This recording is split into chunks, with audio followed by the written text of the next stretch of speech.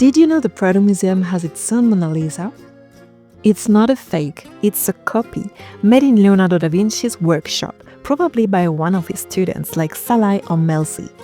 Same pose, same smile, but here is the twist, the background is completely different.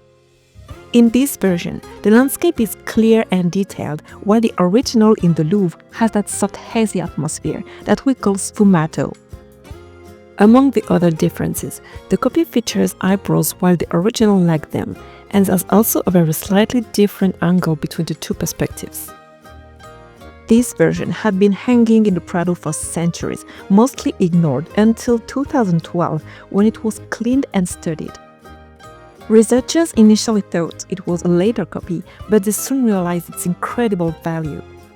The copy was painted on a walnut panel, a higher quality wood than the one used for the Louvre painting, which partly explains its better state of preservation.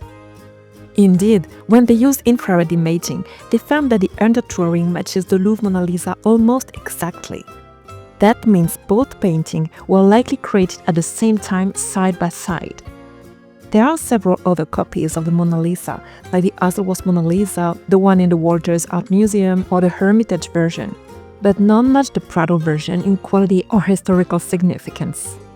Also, among the Mona Lisa copies, the Prado version is considered the earliest and most faithful, making it a key reference for scholars studying the original. So, of course, this is not the real Mona Lisa, but it's probably the closest version we have to how Leonardo's original looked when it was new. Do you think this version should get more attention? Drop your opinion below. And if you found this interesting, stick around for more short art stories. Thanks for watching!